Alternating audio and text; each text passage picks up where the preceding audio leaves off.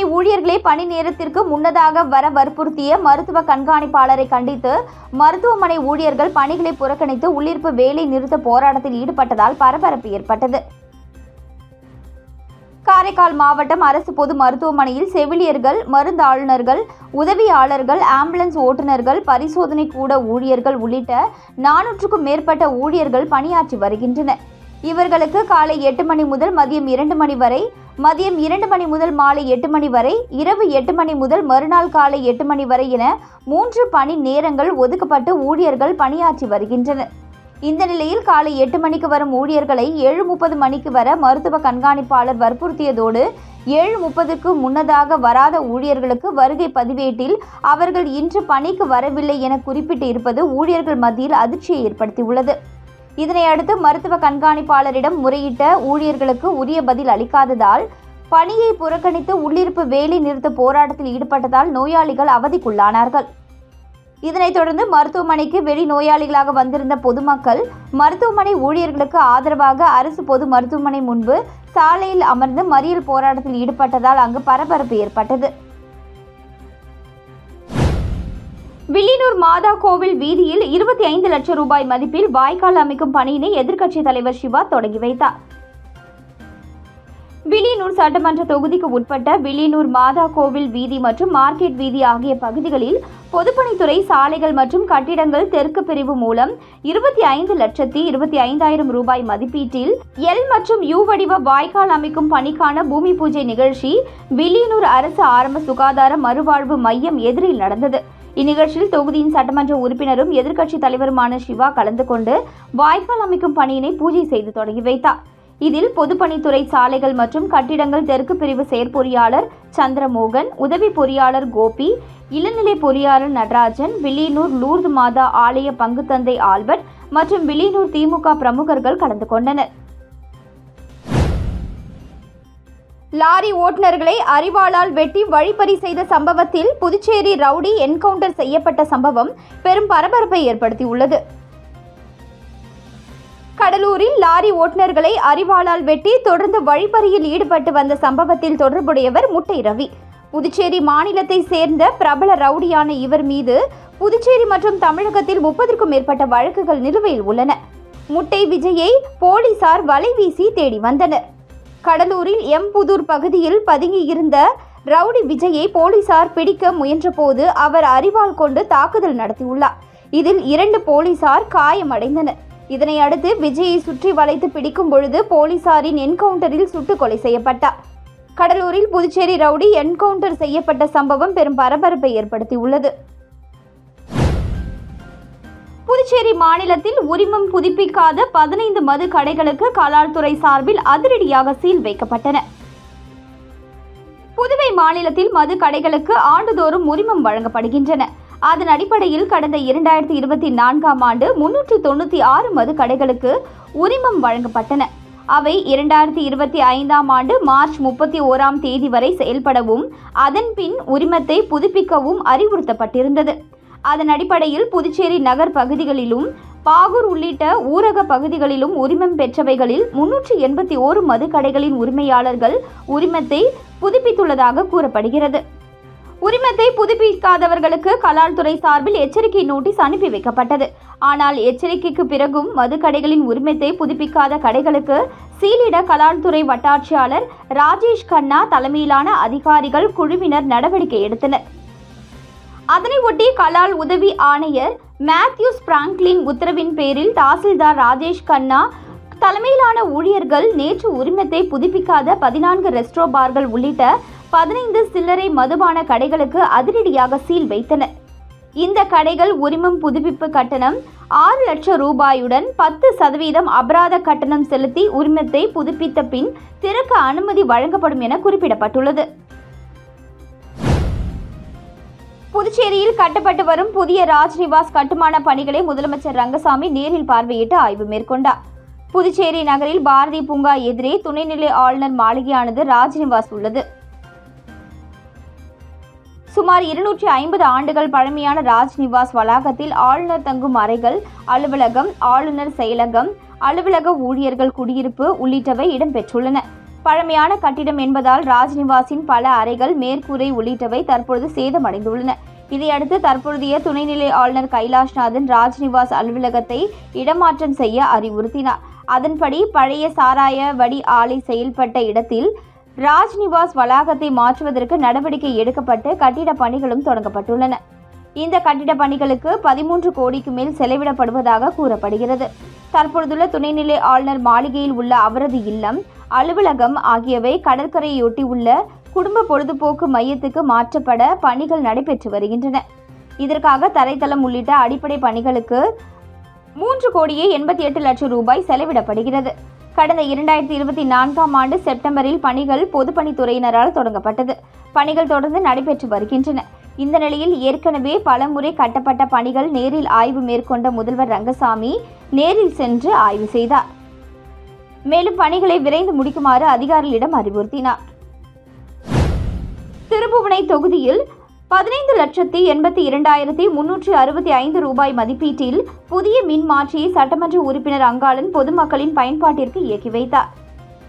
திருபுவனை சட்டமன்ற தொகுதிக்கு உட்பட்ட திருபுவனை கிராமம், பெருமாள் கோவில் தெரு, பழைய ஹாஸ்பிட்டல் தெரு, செங்குந்தர் வீதி, வெங்கடா நகர், ராகவேந்திரா நகர் ஆகிய பகுதிகளில் குறைந்த மின்னழுத்தம் நிலவி வந்துள்ளது.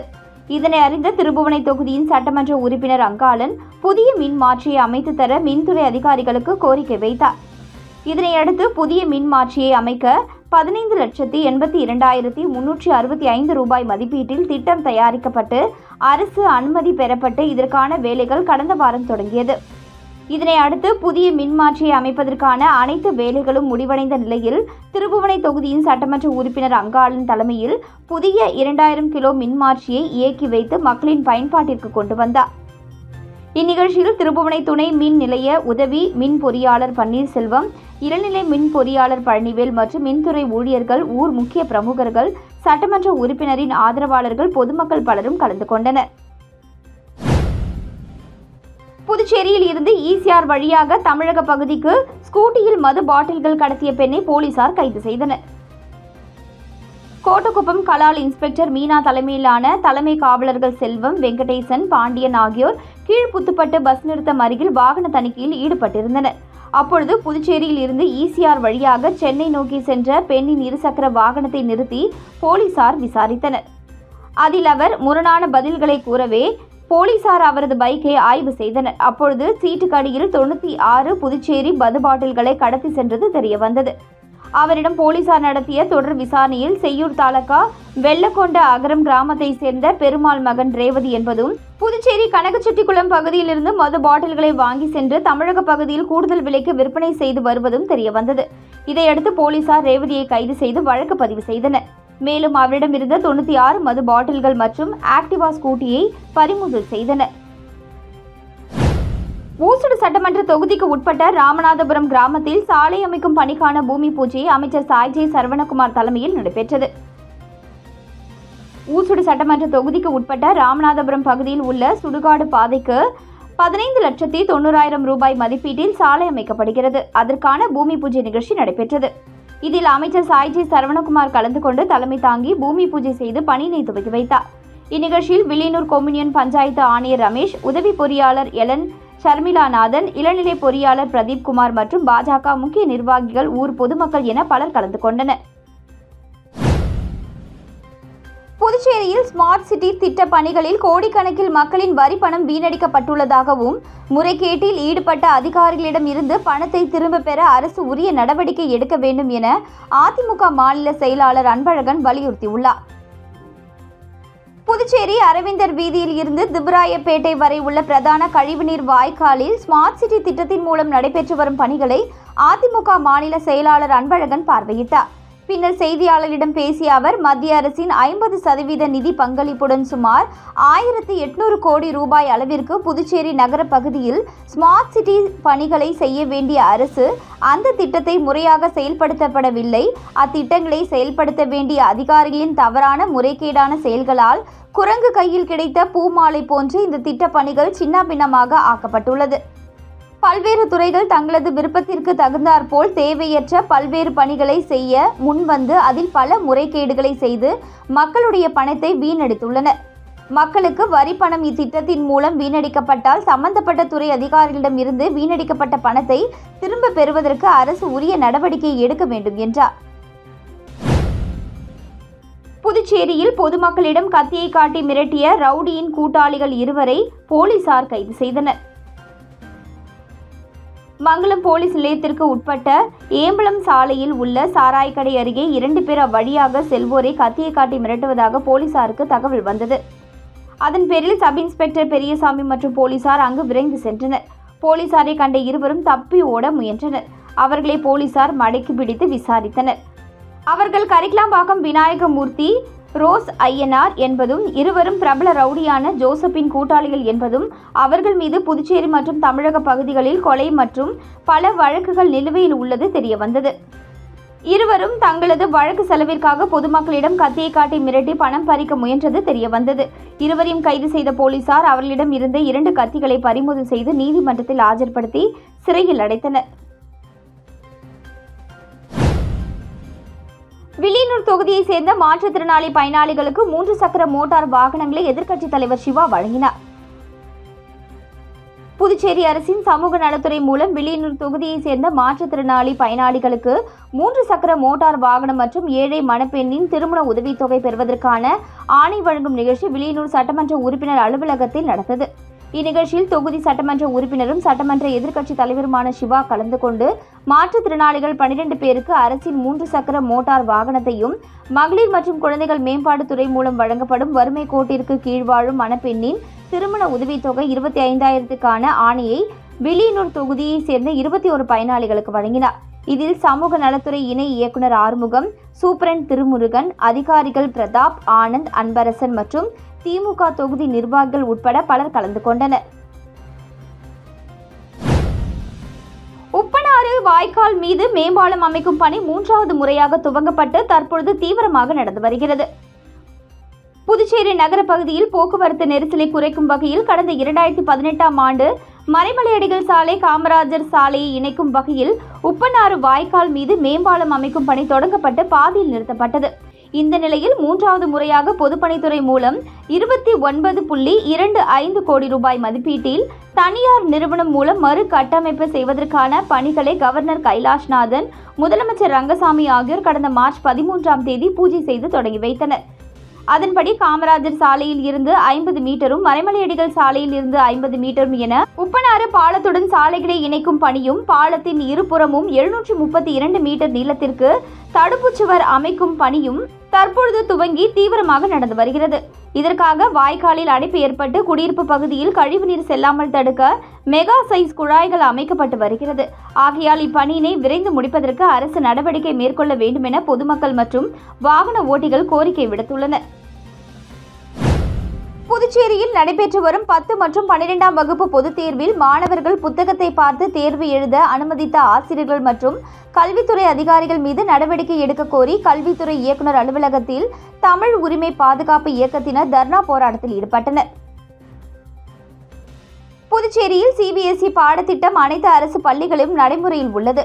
இந்த பாடத்திட்டத்தில் பயின்ற மாணவ மாணவிகள் எழுதிய மாதிரி தேர்வில் 95% மாணவர்கள் தோல்வி அடைந்தது மிகப்பெரிய அதிர்ச்சியை ஏற்படுத்தியுள்ளது. இந்த நிலையில் தற்பொழுது நடைபெற்று வரும் 10 மற்றும் 12ஆம் வகுப்பு பொதுத் தேர்வில் தேர்ச்சி விகிதத்தை அதிகப்படுத்தி காட்டவும் தேர்வில் மாணவர்கள் பார்த்து எழுதும் தவறான நிலையை ஆசிரியர்கள் அனுமதித்ததாக புகார் எழுந்தது.